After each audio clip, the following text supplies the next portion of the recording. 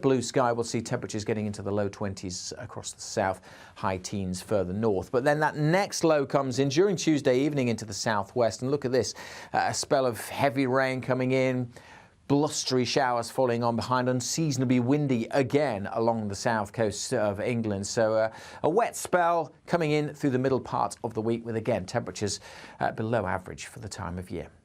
Bye for now. The temperature's rising. Boxed Solar, proud sponsors of weather on GB News.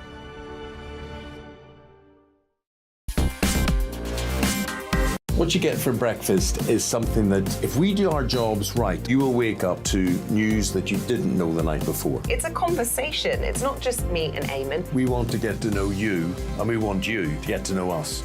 From 6, it's Breakfast with Eamon and Isabel. Monday to Thursdays on GB News, Britain's news channel. Westminster is going around in ever-decreasing circles, followed by the media. Britain is broken. How on earth did we get into this mess? But more importantly, how do we get out of it?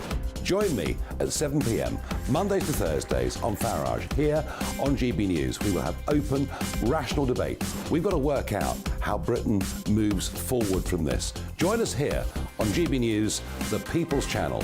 Britain is watching.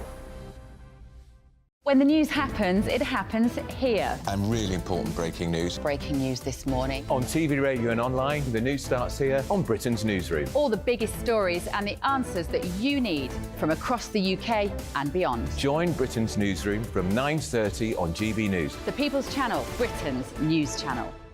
Join me, Patrick Christie's, Monday to Friday, 3 till 6. We tackle the day's news agenda like you've never seen before. It's high tempo, high octane, the most controversial topics and the best guests. You will not be able to take your eyes and ears off it. I'm not afraid to ask the questions that you really want answered. 3 till 6 p.m, Monday to Friday on GB News, the People's Channel, Britain's news channel.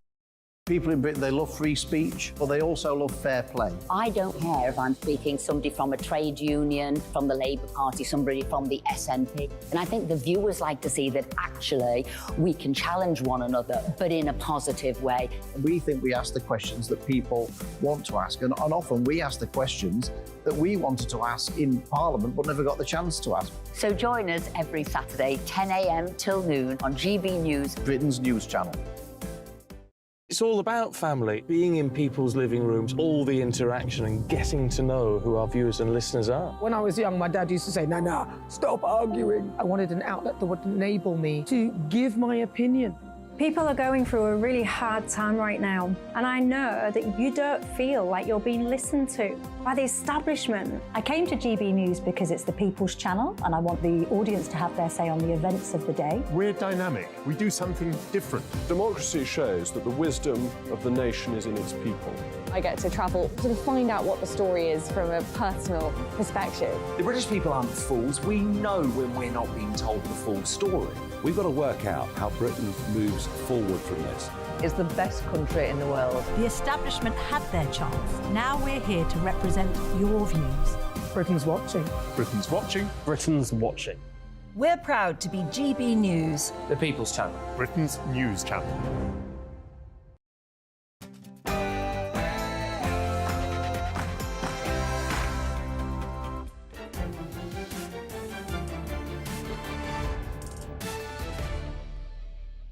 Hello, good evening, it's me, Jacob Rees-Mogg, on State of the Nation tonight.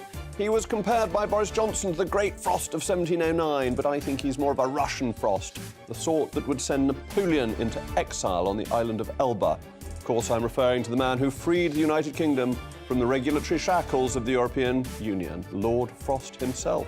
But who better to have with me as the Prime Minister commits the government to 100 new oil and gas licences in the North Sea, ridiculing the Labour Party for its intentions to impose a moratorium on all new drilling. Prime Minister's talking the talk, but can he walk the walk? The debanking scandal persists as a group of prominent Conservative politicians and former financial leaders have written to the Chancellor demanding an investigation into the Financial Conduct Authority for encouraging the sinister practice of environmental, social and governance. Quis custodiet ipsos custodes, who will guard the guards themselves? Plus, the geese, and we were going to show you pictures of happy geese, but they've flown, continue to honk as the Treasury relentlessly continues to pluck the feathers. New research has shown tens of thousands of more geese are expected to pay death duties on their bequeathed golden eggs, while other research has suggested the scrapping of the tourism tax could do wonders for the gaggle. Is it time to stop the plucking? State of the Nation starts now.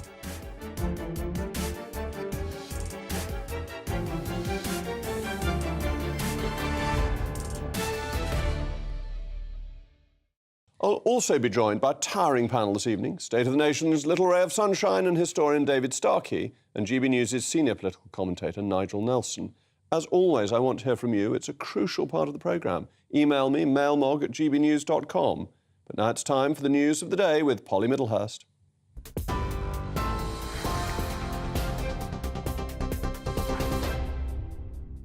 Jacob, thank you, and good evening to you. Well, within the last hour, the Home Office has confirmed that asylum seekers won't begin being housed on the Bibby Stockholm accommodation barge tomorrow, currently moored off Portland in Dorset. Fire safety concerns appear to have prompted the decision.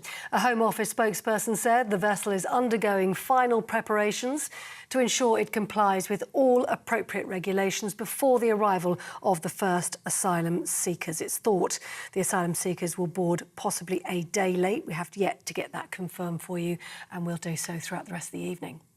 Now, in other news today, teachers in England are no longer on strike as 4 teaching unions accepted their 6.5% pay rise. That means all industrial action has now been called off, following walkouts in state schools since February in a dispute over pay. The Education Secretary Gillian Keegan welcomed the decision, saying it brings an end to disruption in the classroom. Now, the Prime Minister has been saying today allowing 100 new North Sea oil and gas licences is entirely consistent with the UK's target to reach net zero emissions by 2050. He says that even by then, the UK would still need oil and gas for 25% of its energy needs. The Prime Minister says it's better to source fuel from here in Britain rather than shipping it from around the world or potentially being at the behest of foreign dictators. The decision is being criticised by environmental groups, saying it is dangerously inconsistent with the government's climate policy. A number of Conservative MPs are calling for the Financial Conduct Authority to be investigated over the debanking of Nigel Farage's Coutts account. On his programme here on GB News within the last hour, Nigel Farage said he's determined to find out how many other people in Coutts or NatWest have had accounts closed because of their political views.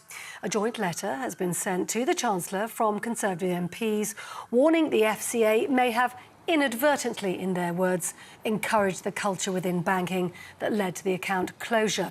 One of those who signed the letter was Sir Ian Duncan-Smith. We've discovered so many people have actually been caught up in this ridiculous nonsense, and the FCA has done absolutely nothing to stop it and recorrect it, which they should have done. Also, by the way, they then criticised the Chancellor in an unofficial briefing, saying that he essentially shouldn't have been interfering in the banking rules themselves, and of course they had to backtrack on that pretty quickly. But that's pretty appalling, really. Some rather good news to end with. In cricket, England have beaten Australia by 49 runs in the 5th Ashes Test to secure a 2-all series draw. Stuart Broad as well got the dream finish he wanted by taking the last 2 wickets as he headed into retirement with a 49-run win. And that meant that Ben Stokes' side levelled the series all out for 334. Broad producing what's being described as a fairy tale finish to his career after announcing his retirement from the game just last week. You're with GB News across the UK, in your TV, in your car, on your digital radio and even on your smart speaker by saying play GB News, Britain's news channel.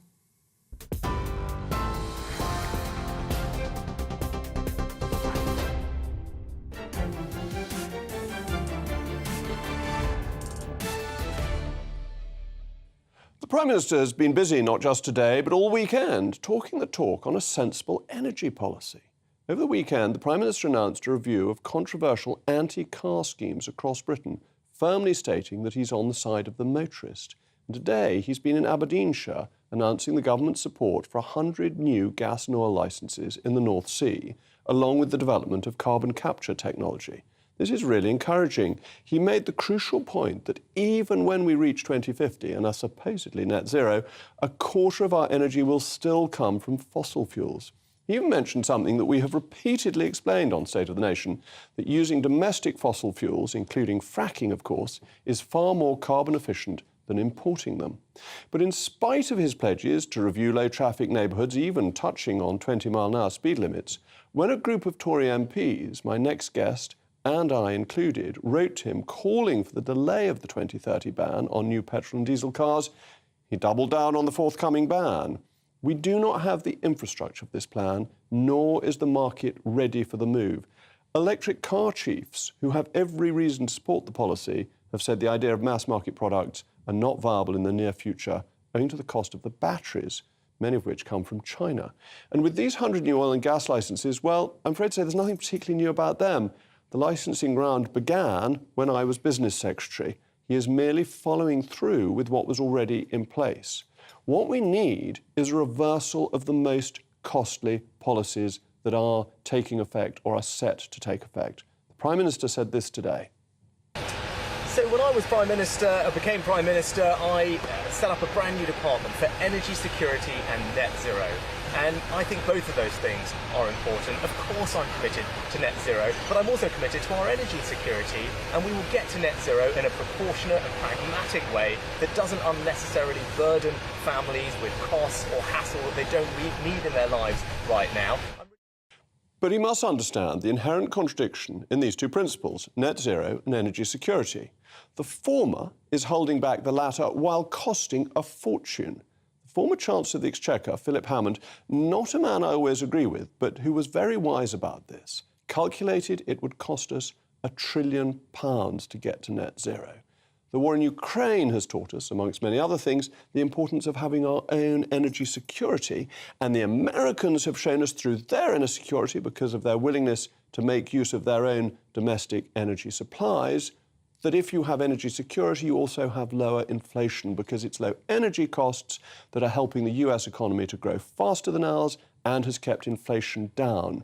When even Tony Blair has spoken out against burdening the public with the cost of net zero, you can be sure that we are being too hasty with the green agenda.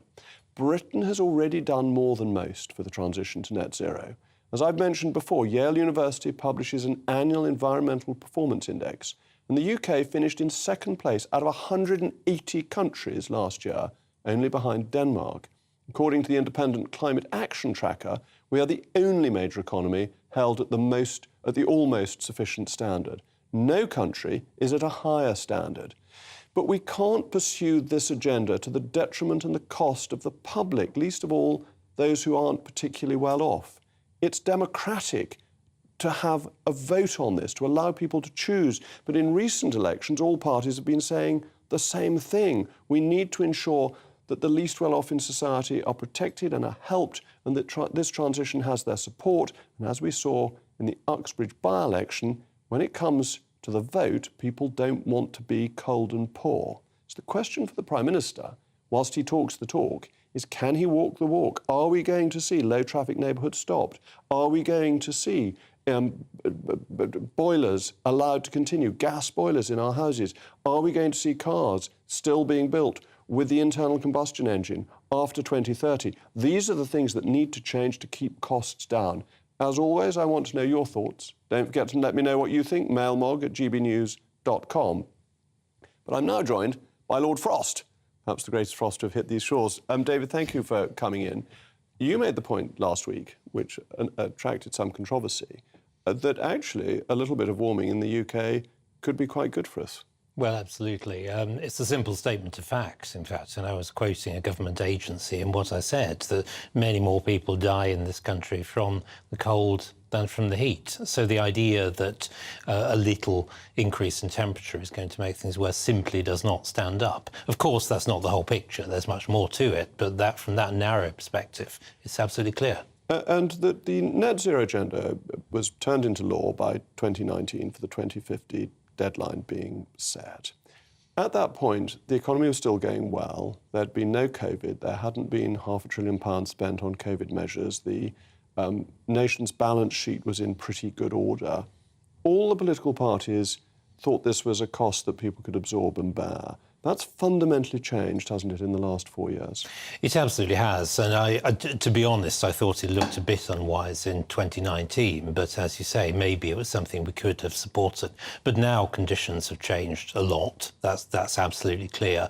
And the bill is now not quite so far away. People are beginning to see it, and they're beginning to think about what's going to happen to their lifestyles, and they're not sure they like it. But this has become politically quite divisive. We heard from Thangam Debonair earlier her views on this matter.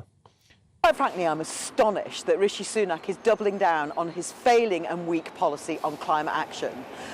Businesses and individuals and families have suffered 13 years of failing Tory energy policy. That has left us the worst hit of any Western European country during this energy crisis. Instead, Rishi Sunak is pushing ahead as though climate crisis isn't happening. It's clear, it's present danger. As the head of the UN said only this last week, the age of global warming is over, the age of global boiling has arrived. And this sort of policy making, having called for leaders to lead, is such a disappointment.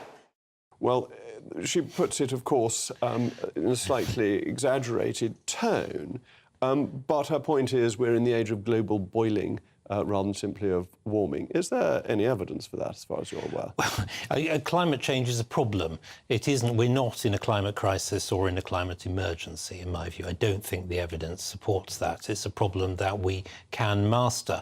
And what we're seeing, to be honest, what we've been seeing today in this hysterical reaction, not just from Thangam Debonair, but from others, is people who are having to justify their positions for the first time. Up to now, this has not been questioned. Now we're having a discussion. It's great. And that's really important, because she was saying that 13 years of Tory failures with energy policy, but actually such failures as there have been is because we've accepted the consensus, and if we were to do more of the same, that's when we get to the risk of the lights going. That's right. I mean, the Labour policy is based on this fantasy that we can get rid of oil and gas, we can decarbonise the grid by 2030. It's simply not going to happen, simply not possible. One has to get real about this, and there are ways of reducing emissions in a proportionate and sensible way. Modern gas power stations, nuclear power stations, investment in new technology is the way forward. It isn't doubling down on wind power that doesn't work well. And that must be right, that you've seen with the internal combustion engine, with cars, emissions declining dramatically over decades, lead going out of petrol, miles per gallon increasing, that everyone has an interest in that because it makes the use of energy cheaper and therefore the technology develops. When people are given a better product, they tend to choose it. The problem is that what we are trying to do at the moment is force on people products that aren't better and make them pay more for it. And that is going to be a hard sell, probably an impossible sell. And it's very good that we're rethinking now rather than letting this go a bit further down the line. And letting the market choose seems to me to be a key point. That I thought Lord Bamford's comments recently were very important, that the government has decided to give huge subsidies to electric motors, but actually he has developed a hydrogen motor, which may be both cleaner and more economic for people, but the government is skewing the scales. Now, in your experience, does the government ever pick winners successfully? I mean, the government never picks winners. It is inherent that nobody knows the future. Nobody knows what the best way of getting around is going to be. Maybe it's going to be electric cars, maybe it's going to be hydrogen, maybe it's going to be something else that we haven't invented yet. The best way of doing that is for the government to be as neutral as possible in the decisions it takes and let the markets choose. But we're not doing that. We're leaping at the first technologies that are available, and it's costing more than it needs to. And very often the first technology doesn't work so well. Yeah. I'm very impressed with what the Prime Minister is saying at the moment. He's saying, to my mind, all the right things. He's recognised the problem. He's recognised in electoral terms that most Conservative voters are motorists and that he's on their side. But what, in your view, does he need to do to make the change so that between now and the next election, people notice some difference? Well, I think there are some retail things he needs to do. The 2030 ban on internal combustion engines, I mean, that is even tougher than the European Union's measures. We didn't leave the EU to impose even tougher measures on ourselves, so that's one. We could push that back. The imposition of boilers, the heat pump boilers, the ban on oil boilers that's coming in, those are the things that people will notice. But both of those, the government has confirmed that it is continuing with and will not change. So I think Michael Gove this afternoon has said the heat pumps are carrying on, and the Prime Minister himself has said the 2030 ban on diesel and petrol engines. This doesn't seem to me to make any sense. He's got a popular policy. Why isn't it being implemented? Still time to rethink. Governments always say that policy doesn't change up to the point at which it changes. And I think the polling and the economic reality is going to force a rethink. And devolution or banning ULEZ. There was an interesting article in the Times today saying you haven't devolved all these powers to councils, then to take them away, then we'd do something you don't like. I think we are a unitary state and that the central government should use its powers to stop people suffering from unfair policies. Where do you stand on this? So I do think probably the government ought to intervene on this. I think it's been a failing of democracy that has not been properly debated. And I think there's every democratic case for, if we can, imposing a delay until the mayoral election next year, and then it is an electoral issue that people can have their say on. Well, David, thank you very much for coming in. Don't forget to let me know what you think, mailmog@gbnews.com. Coming up, we'll be continuing our assessment of the Green Agenda. The question is it elitist? Plus, what is the worst tax of all?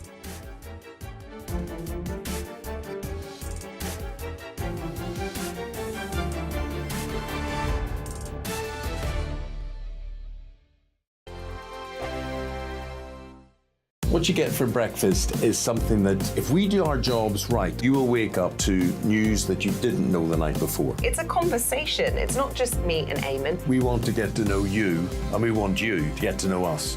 From 6, it's Breakfast with Eamon and Isabel. Monday to Thursdays on GB News, Britain's news channel. Westminster is going around in ever-decreasing circles, followed by the media. Britain is broken. How on earth did we get into this mess? But more importantly, how do we get out of it? Join me at 7 p.m, Mondays to Thursdays on Farage, here on GB News. We will have open, rational debate. We've got to work out how Britain moves forward from this. Join us here on GB News, the People's Channel. Britain is watching. When the news happens, it happens here. And really important breaking news. Breaking news this morning. On TV, radio and online, the news starts here on Britain's Newsroom. All the biggest stories and the answers that you need from across the UK and beyond. Join Britain's Newsroom from 9:30 on GB News. The People's Channel, Britain's news channel. Join me, Patrick Christie's, Monday to Friday, 3 till 6. We tackle the day's news agenda like you've never seen before. It's high tempo, high octane, the most controversial topics and the best guests. You will not be able to take your eyes and ears off it. I'm not afraid to ask the questions that you really want answered. 3 till 6 p.m, Monday to Friday on GB News, the People's Channel, Britain's news channel. People in Britain, they love free speech, but they also love fair play. I don't care if I'm speaking somebody from a trade union, from the Labour Party, somebody from the SNP. And I think the viewers like to see that actually we can challenge one another, but in a positive way.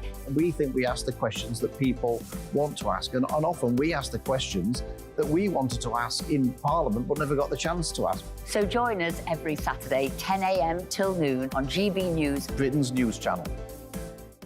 It's all about family, being in people's living rooms, all the interaction and getting to know who our viewers and listeners are. When I was young, my dad used to say, "Nah, stop arguing." I wanted an outlet that would enable me to give my opinion. People are going through a really hard time right now, and I know that you don't feel like you're being listened to by the establishment. I came to GB News because it's the People's Channel, and I want the audience to have their say on the events of the day. We're dynamic. We do something different. Democracy shows that the wisdom of the nation is in its people. I get to travel to find out what the story is from a personal perspective. The British people aren't fools. We know when we're not being told the full story. We've got to work out how Britain moves forward from this. It's the best country in the world. The establishment had their chance. Now we're here to represent your views. Britain's watching. Britain's watching. Britain's watching. We're proud to be GB News, the People's Channel, Britain's news channel.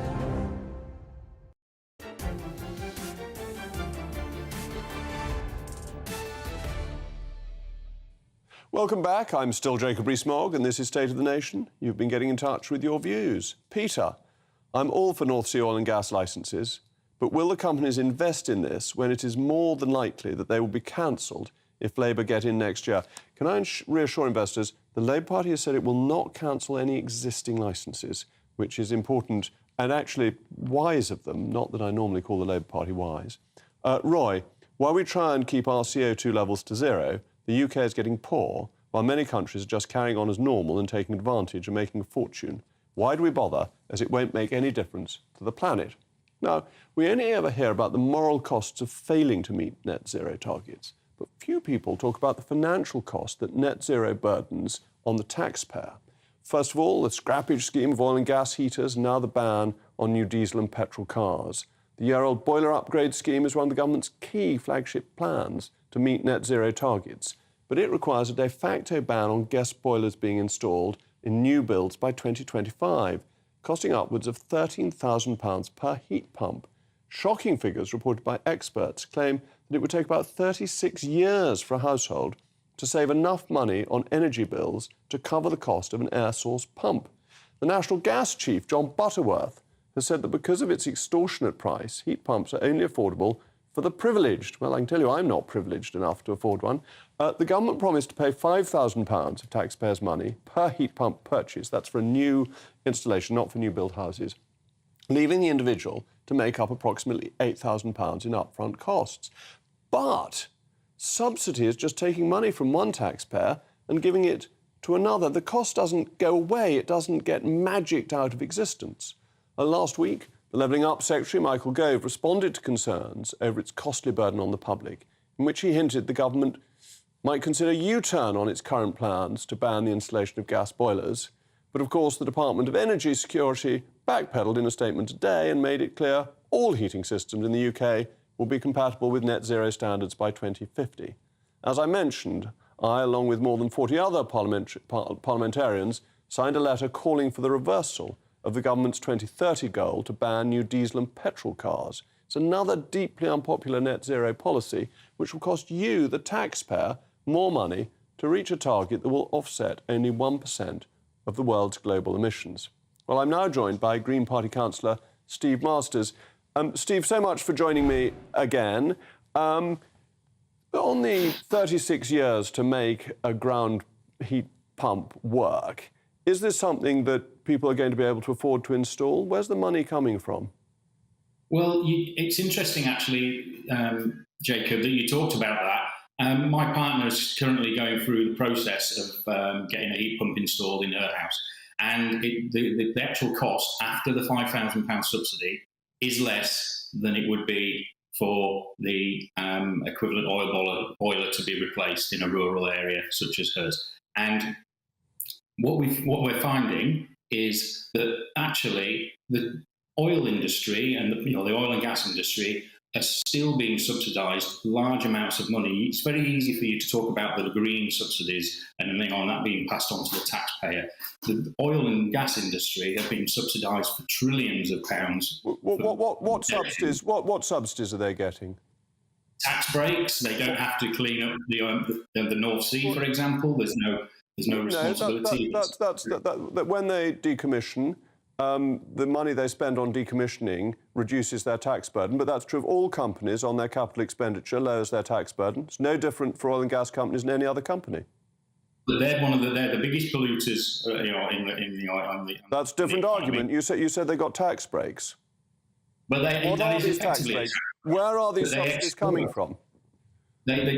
So we're way behind on the adoption of heat pumps. And to say that it takes 36 years... You said they got subsidies of trillions of dollars. Where are these subsidies coming from? Because I've heard other people make this argument, but nobody's ever identified where these subsidies come from. They're the huge we've seen profits for oil and gas companies skyrocket over the last few years. That again is a completely different argument. No, but they get taxed very heavily on their profits. They're not taxed, highly enough. But that again isn't a subsidy. Jacob, you talk about freedom of speech and letting people speak. If you want to take the burden away from working people that you ought to be supporting in this argument against net zero, we need to be taxing the polluters, and making sure that they're the ones who face that burden. We need a just transition towards net zero, whether it's 2050 or 2030. We need to make sure, and I agree, it shouldn't be the everyday working man and woman who's paying for this. It should be the polluting industries, and they should be the argument against the new oil and gas licenses is, at what point do we stop issuing those licenses? We're already racing away. Thank you, Steve. Jacob, we've got to move on. We've got to move on. But thank you so much for joining me this evening. I'm sorry to cut you off, but I've got to move on to my panel. Nigel, you saw what the Prime Minister had to say. This is obviously a very big change in tone from what any government's been saying now for many years. How important is it politically? Well, I think that what is happening now is that all politicians have been spooked by that rather bizarre result in Uxbridge. And it's a pity that one by-election is actually changing everything. I'm including Labour in this, that Labour are rowing back somewhat as well. The Prime Minister's obviously changed direction. I think he's capitalising on that. And in electoral terms, you can see that he thinks he's found a wedge issue with the Labour Party. And because we're coming up to an election year, like all politicians, he thinks no further than the next election, not the next century. But he's still quite nervous about it, because he's said all the right things from my point of view, not necessarily from yours, but he hasn't actually announced any change in policy yet. The 100 licences were started in my very brief period as energy secretary. Yeah, no, I think it's more tone than anything else. That I do take the point those 100 licences were in the pipeline before that. It would have been interesting to see if Keir Starmer says no new licences, at what point he's talking about the no new licences. But, it is the tone. It's the tone about he wants to have another look at travel by motorists and whether they need more freedoms. So he's sending a signal here that although he says he's committed to net zero, it seems difficult to work out how we'll get there if we don't do the kind of things necessary. But, David, isn't this just a recognition of political reality and indeed of economic... I think it's a recognition of that strange thing called reality, that we've had a consensus politics which has been merely fairy tale. It's been myth-making. Things like the COP summit, you take some minor politician, you elevate him to this world role of leader of it. He rolls around in the glory. It's a modern version of the bourgeois gentilhomme or something. And we need, what I think has happened is, and two things have happened. I think that the Uxbridge by-election did two things. It showed that people will say to an opinion poll, oh, we're so keen on global warming, but doing something about it, stopping it. But the moment you say, do you know what, you're actually going to have to pay, you're going to have to change how you behave, the support collapses unless you've got a lot of spare cash, which is why this is not simply becoming a wedge issue between Labour and Conservative, it's becoming a class issue. It's an elite issue because the elite think they can afford it. Yeah, who else? Well, just one second. Who else can dip into their pockets to pay £24,000 for a heat pump? Who else can buy a Tesla car, which are about the only electric cars that work seriously? Nigel, doesn't this leave the Labour Party once again not on the side of its core supporters? Well, no, it doesn't actually, because the one thing... No, you mean its core supporters are middle-class people with names like Tanzin I do and think Theo, that the Labour Party would like to actually attract the middle class as well, much like Tony Blair did. But no, not so much that. What Keir Starmer's been talking about, provided he carries it out, is the idea of making Britain a green superpower, and he's focusing mostly on the creation of jobs. This is myth. It's pure... Sorry, Nigel, this is pure economic pie in the sky. What you're doing is you would be spending vast billions replacing an efficient technology with an inefficient one. You would therefore be shrinking the economy. The point, David, there is, if you're going to get to net zero, that is what you've got to do. Yeah, if you don't believe in net zero. That's really important. It is the myth. If you want to get to net zero, you've got to spend the £1 trillion that Philip Hammond was talking about, but no current politician is admitting to that. And also with no economic gain. With no economic gain. Well, I mean, first of all, the £1 trillion, that's what he told Theresa May. Whether it would actually turn into £1 trillion, don't know. What it would do... Most government estimates would suggest it would turn into £3 trillion. The economic growth that we would get from green industry. And that is the point of the Labour Party. But it's not economic growth. This is... So, Nigel, this is an utter fiction. And it really is time that... You know, I said at the beginning... But why not? If you have a new industry... Because you're displacing useful economic activity with useless and damaging economic activity. All right, I'm going to let Nigel have the final word. A wind farm is not a useless economic activity. You heard it here first. Anyway, thank you very much, my panel. Coming up, more potential culprits emerge in the debanking scandal. Plus, what happens when you pluck too many feathers from a goose? Looks like things are heating up. Boxed boilers, proud sponsors of weather on GB News.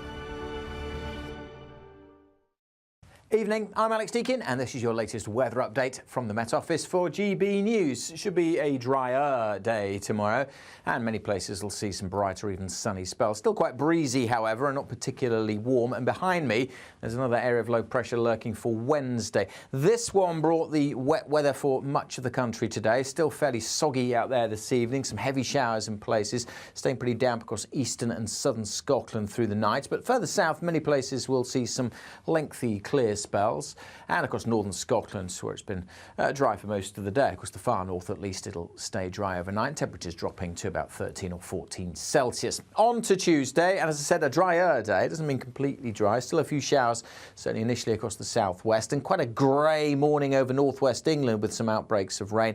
And they'll only slowly ease off through the day. So it will be quite damp here. Parts of southern Scotland seeing some showers, north of Northern Ireland. But as I said, for many, it'll be a drier, brighter day. Still a lot of cloud, but a bit of blue sky. We'll see temperatures getting into the low 20s across the south, high teens further north. But then that next low comes in during Tuesday evening into the southwest. And look at this, a spell of heavy rain coming in, blustery showers following on behind, unseasonably windy again along the south coast of England. So a wet spell coming in through the middle part of the week with, again, temperatures below average for the time of year. Bye for now. Looks like things are heating up. Boxed boilers, proud sponsors of weather on GB News.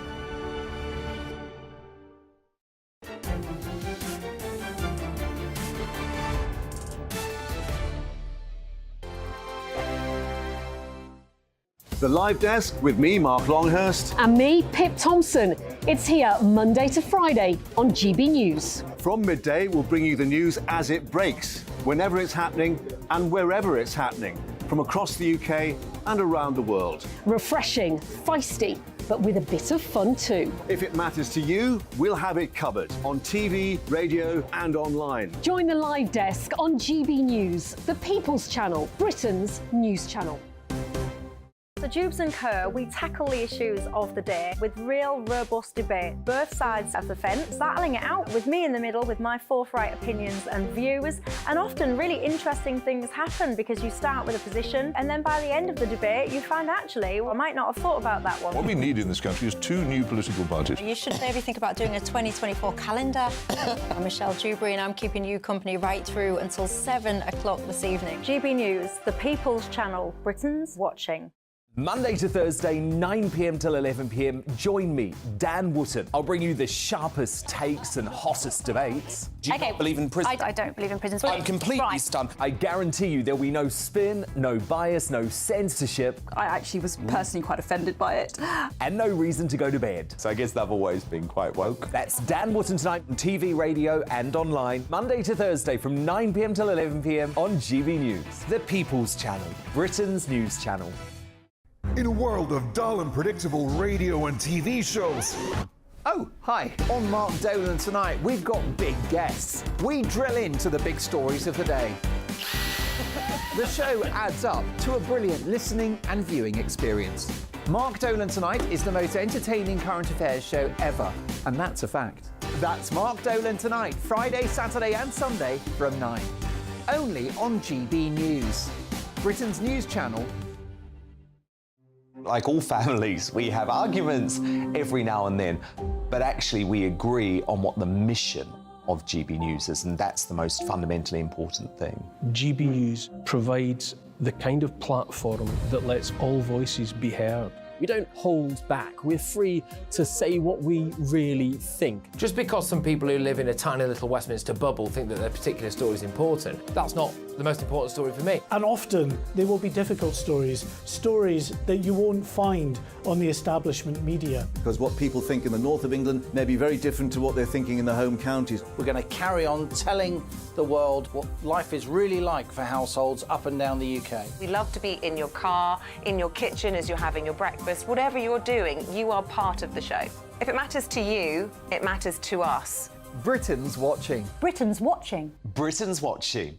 We're proud to be GB News, The People's Channel. Britain's news channel.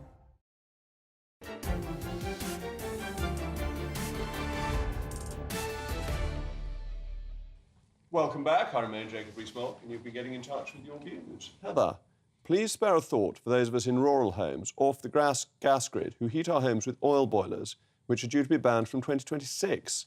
Most of our rural homes are not suitable for heat pumps as they're too old. What are we to do? Well, change the law so that we can carry on with oil boilers, as a lot of my constituents have them. Whilst all eyes have turned to the banks in recent weeks, as my fellow GB News presenter Nigel Farage revealed his scandalous treatment by NatWest, we have glossed over a very important institution in this story, the banking regulator, the Financial Conduct Authority. Last week, the regulator leaked quotes to The Guardian criticising the government's handling of the crisis, suggesting that the Prime Minister and Chancellor should have allowed due process. The article stated, quote, "There is a real sense of disquiet that political pressure has led to the midnight exit for such an important banking CEO," unquote. This, of course, echoed the words of Shadow Chancellor Rachel Reeves, who called out the, quote, bullying attitudes towards Rose. Now, bizarre enough that the FCA would attack the government rather than the culprits in question, but it seems the regulator may have played its role in the problem. A group of Conservative politicians and former financial industry figures have written to the Chancellor calling for an investigation into the FCA because it was the regulator that encouraged the phenomenon known as environmental, social and governance, ESG. So is the FCA behind the shift in our banks to become holier-than-thou moral crusaders, which has led to the debanking? That's why I quoted Juvenal earlier in his very famous quip. Nigel, the FCA promoted ESG. The banks then took that to be, if you have views that we don't like, you're not part of our gang and therefore we're getting rid of you. So the FCA has real questions to answer. Well, I think that the banks just went too far in interpreting what the ESG was meant to be. So if you take, for instance, the E part of it, which is environment, it seems to me fair enough for a bank to look more kindly on a loan for, say, a wind farm than a burger chain. So that would actually help the environment. I can see no reason why a bank should... You really think that? Yes, I do, and that's what ESG is all about. I mean, the idea is ethical banking. Forgive me, that is one of the silliest things I've ever heard. You're saying that even from you, that you're saying that a bank should judge a loan not on whether it's going to earn money from it, but because some regulatory body says this is better in principle than that. Now, surely the only possible... It's called ethical banking, David. Pardon? No, it's not. It's ethical banking. Yeah, but the ethical banking is preposterous. There's only one thing that banks should be doing, which is handling money efficiently. But, Nigel, this has led to banks and financial institutions not lending to the defence sector And now we find we're short of armaments to send to Ukraine. And that's where it goes too far. It's intrinsic. I mean, what you're doing is you're saying banks should be sentimental. You're saying that they should have the preferences of the kind of middle classes called Tristram and Teresa, like May, that we were talking about before, with their preferences for nice, soft, cuddly things like the environment. No, I'm not saying this is not how you run a serious capitalist economy. It is not how you run a capitalist economy which is competing directly with China and India and the rest of the world, which is not sentimental and foolish. It's not the business of banking. The business of banking is this a risk I'm taking? Will I make a profit on it? Not the morality of a particular investment, as long as it's within the law. No, I think that we're getting a number of things confused here. That the idea of the ethical banking thing, as I've said, they have a duty as well to protect the environment, as other industries do. If you take something like surely, Nigel. Nigel finished. Finish. Sorry. If you take something like politically exposed persons, who you are presumably one, what I'm astonished about is that has also gone too far. So why, given that every MP knew about it, why did the government not do something about it? It's not for Nigel Farage or GB News to do it. I get part of what you're saying, that if a company is poisoning the environment, a bank shouldn't lend to it, not because it's poisoning the environment, but because that will be bad business practice and it will go out of business. But if you've got two firms carrying out lawful businesses, surely you should be focused exclusively as your fiduciary duty on the return to shareholders, not whether you like one company more than another. No, well, but the problem there is you have the international laws that have been taken on by the EU. I mean, that we should be dealing with money laundering laws. For instance, again, back to your PEPs, it seems extraordinary to me that for instance, as he revealed yesterday, Dominic Lawson's Down syndrome daughter was banned from a bank account because her grandfather was Nigel Lawson, the Chancellor. But Nigel, draw the lines. It's exactly the point. We ought to draw the line in the right place. Draw the lines in a different way. Draw the lines that connect. That what we are seeing surely is, as we indeed saw over the environment, we've been seeing a deliberate use of all of these devices to seek to limit freedom of speech and discourse. We're seeing all the time saying, and indeed introducing this even into the heart of the economy. Which is where you cross the line, David. But it is a height of a folly to take an external, it is utterly arbitrary. Milton Friedman discusses this with absolute precision. The only duty of a company should be within the law to operate according to its shareholders' profit. If it does that, it will do good. Now look, let's go backwards to an age when there was real sensitivity about the duties of capitalism. Let's go back to the 19th century. Let's look at companies like Cadbury's. Let's look at the Fry's. They put profit absolutely centrally. They were astonishingly well-run companies. What they did, they used the profits for social purpose. What we are seeing is the complete opposite of this. It is seeking to interfere in the actual processes of capital accumulation, of the actual manufacture and so on. This is a distortion. It's absurd as the Soviet Union. It's exactly... To come back to the point of banks lending to people they think are doing good, actually, prior to the invasion of Ukraine, if the banks had lent to oil and gas companies more and had helped us get more oil and gas domestically, it would have kept the price down, helping everybody. So it would have been a moral societal good, but would never have been covered by FCA-approved ESG. No, it wouldn't. But I mean, on that, we weren't taking very much from Russia anyway. I think it was about 4% of gas or something like that. So on the basis of that, I don't think that as an example actually works. The question really is whether the banks have overstepped the mark. And given what happened to Nigel, it's perfectly clear that they did, and to thousands of other people. Well, the question is, it's been on for ages. Why haven't you guys been doing something about it? Well, because when we were in the EU, we couldn't do anything about the PEP regime. We now can, and we now must. Thank you, as always, for my brilliant panel. Coming up, have the geese reached peak honking? Will they be keeping the Gauls out of Rome, as they did once before?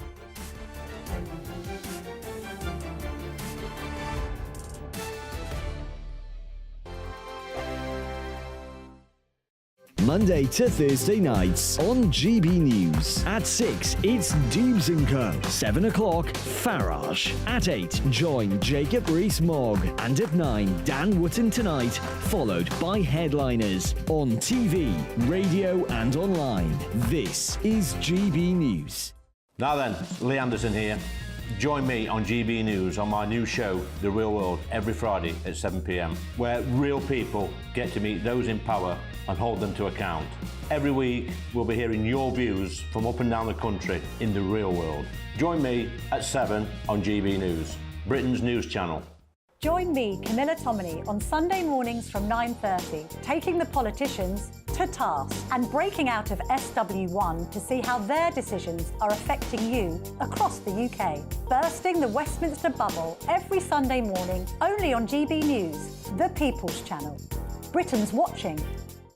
Join us every night on GB News at 11 p.m. for Headliners, which is 3 top comedians going through the next day's news stories, which is exactly what you need, because when the establishment has gone crazy, you need some craziness to make sense of it. So join us 11 p.m. every night on GB News, the People's Channel, Britain's news channel. I'm Andrew Doyle. Join me at 7 o'clock every Sunday night for Free Speech Nation, the show where I tackle the week's biggest stories in politics and current affairs with the help of my 2 comedian panellists and a variety of special guests. Free Speech Nation, Sunday nights from 7 on GB News, the People's Channel, Britain's news channel. Every Sunday from 11, join Michael Portillo. There will be topical discussion, looking at the week before and the week to come. So kick back and relax at 11 a.m. on Sundays on GB News with me, Michael Portillo. GB News, the People's Channel, Britain's news channel.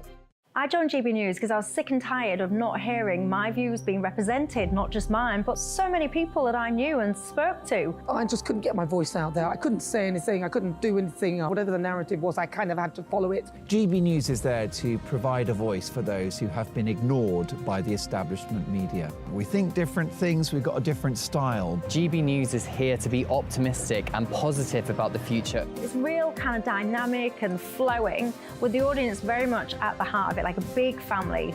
Here at GB News, we talk about the things that matter to you. Hearing the voices from right across our towns and cities, especially our towns. All sides of the argument represented with a heavy dose of opinion. We're on a mission here to make a difference. And the GB News family really is here for you, and whatever time of day you can watch or listen. Britain's watching. Britain's watching. We're proud to be GB News, the People's Channel, Britain's news channel.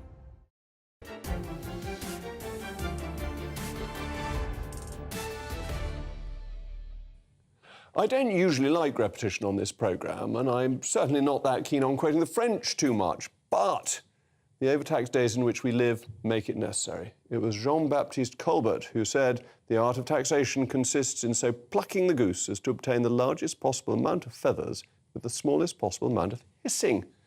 Now, the Treasury must have enough feathers to enter the eider-down business, and the hissing is set to continue according to 2 new sets of research emerging on the front pages today. First of all, from the Telegraph, which has revealed through HMRC forecasts that tens of thousands of more deaths are set to exceed the threshold of the death tax. The estimate stands at an extra 50,000 families affected, taking the total to more than 280,000 families. Meanwhile, in the land of the overly taxed, from the Daily Mail, new research has suggested that the abolition of the detrimental tourist tax could generate £10 billion to the UK economy, proving to be a net gain for the Treasury and for Britain and for the taxpayer. So is it time to free the geese? Well, I'm very pleased to be joined now by Trevor Pickett, founder of Pickett, the luxury leather goods shop, and one of the first signatories of the Daily Mail's campaign against the tourist tax. I think it's worth explaining the tourist tax, that if you come here from overseas and you buy goods and they are shipped to you overseas, you don't pay VAT. No. But if you take them personally, you pay VAT, and until recently you could claim the money back, so everything effectively was 20% off. Yes. Now that's not true, you pay it and you can't reclaim it, so everyone's shopping in Paris. Well, it was interesting you saying your French connection. I go to Paris quite a lot, And what I found fascinating, and I didn't realise it until this campaign started, is the amount of customers that come in. Oh, I'm here for 3 days, and we're going to Paris for 2 days. And because I know Paris quite well, I just go, well, are you going to the opera or doing this? And you must see this exhibition. And when Julia Carrick, who's absolutely amazing with James Chapman, who've been really spearheading this, and they said Paris is literally, their recovery is so fast from the pandemic, and most of the European countries are sort of pattering along. We seem to be pattering sort of quite slowly.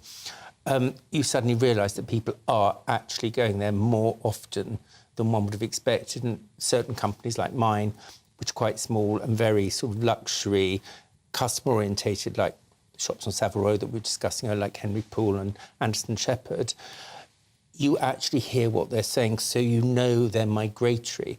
And Paris now seems to be the place to go because you can do your shopping, and it's £35 on Eurostar.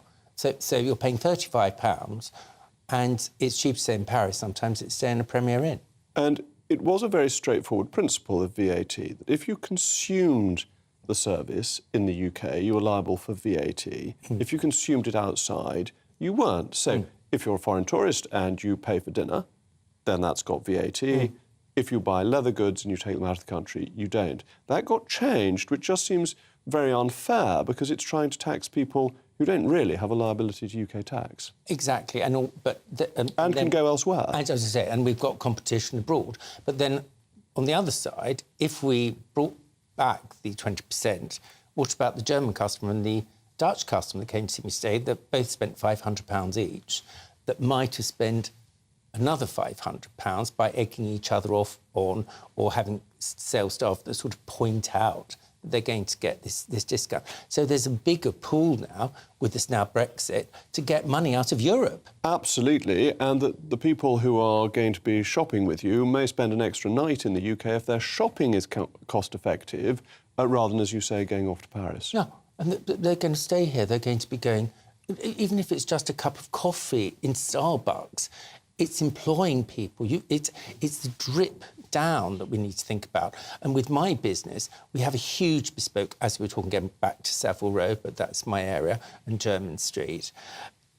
It's an expensive product to buy a handmade wallet or a handmade suit. But if you're saying it's £6,000 less 20%, oh my God, it's a huge saving. It's a huge saving. And that encourages the sales. And small businesses like ours need that money, and we have traditionally relied on an international customer to support that. So in us losing that, we are actually likely to lose craftspeople, because in this country, the cost of the handmade goods that we make is justifiably expensive. But if we haven't got the customer base, where are we going to go? As a fiscal conservative, I've always got to put the point back to you that the Treasury needs to get... passionate. No, you're right to be. Needs to get a certain amount of revenue. We've got to pay for the health service and for welfare and for the Ministry of Defence. But what you're actually saying is that if we cut this tax, there would be more money in the economy, and therefore the nation as a whole would be richer. Is that fair? Well, I think the amount that a tourist is saving is quite minimal to the amount they're going to spend. So if they buy a wallet for me for £250 and they get it for £200, fine. They're staying in a hotel room, because the sort of customer we have is not staying in a hotel room for £250. It's not near £1,000, and then they're going to go and take tickets. I mean, we've got the Opera House on board, we've got Somerset House on board, we've got the Royal Academy on board. So it's not, and I think the thing that concerns me, it's not just about retail shops. It is the bigger economy. Rocoforte Hotel. And it's not just in London, because there are the out-of-London shopping centres. Claridge is one of my favourite places to go. Best place for breakfast. Yeah. Best place for breakfast. I don't eat breakfast. It's quite good. It's quite good for dinner. Anyway, thank you so much, Trevor. That's all from me. Up next, it is Professor Daniel Wootton, who will be joining us with lots of thrills and spills to keep you entertained in the next hour or two. Jacob, I have to say, we do have a genuine superstar lineup tonight. Carol Malone, Andrea Jenkins and Stanley Johnson on the superstar panel.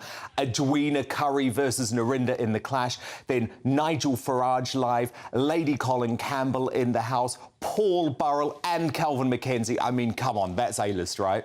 That is an absolutely brilliant panel. I've never heard of a better one. I'm almost as good as my panels. Anyway, that's coming up after the weather. I'll be back tomorrow at 8 o'clock. I'm Jacob Rees-Mogg. This has been State of the Nation. And if it's sunny in Somerset tomorrow, I'm a Dutchman, I'm afraid.